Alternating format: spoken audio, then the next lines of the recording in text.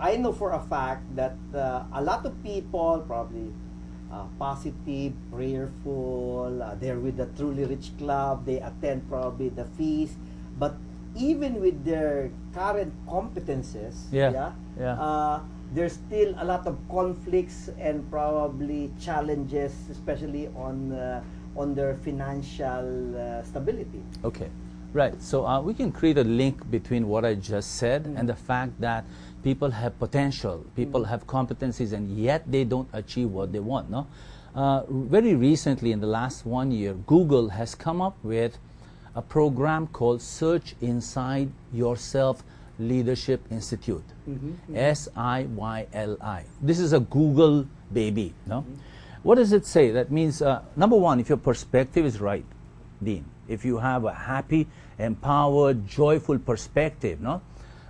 You need to hold that. You need to nurture that.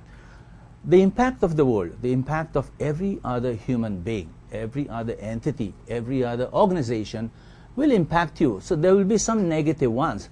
So if you are strong in your outer belief and you keep finding strength inside to connect this to this outer belief of a happy world, then you will not be impacted by these germs of negative, these energy depleting germs, no? So you need to create a protection for yourself. That means look out, be thankful, search inside for strength and make that connection. And then you won't be impacted. Sure, there will be pressure on you, but you'll be able to work away the pressure often. So your competencies, your natural skills, your innate skills will take fore. They'll come to the fore once you have this management between what's inside you and what's outside. And of course, the outside is being thankful for the gift of life, of course. So it's quite aligned to what was recently probably the power talk of Brother Bo, that work could be viewed as a curse or a blessing.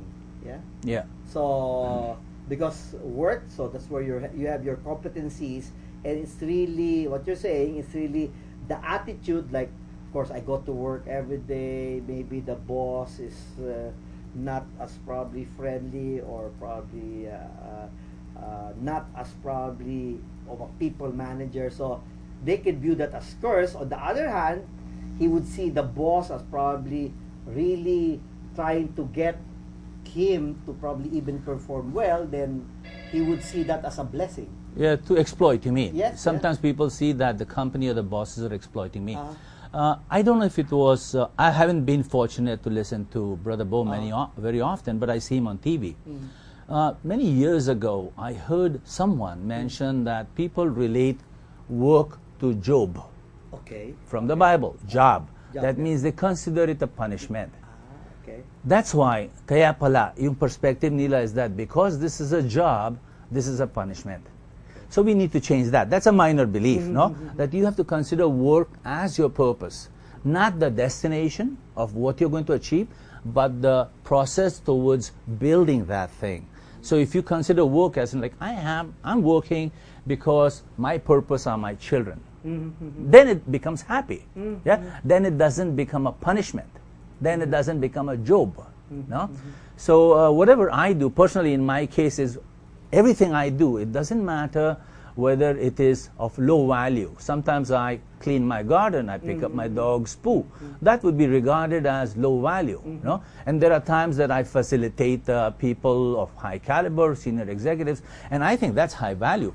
Pero to me, both of these extremes, doing simple, humble work that dirties your hands, or doing powerful work where you engage the minds of leaders, to me, I think both of them are work, and I consider them as a gift. So I don't sweat over the fact that this is wrong and this is better. No. For me, it is part of a whole process. So you need to change that minor perspective. It's not a punishment. It's not a job. It's work, as in like it is striving and struggling towards something that we are all destined to become.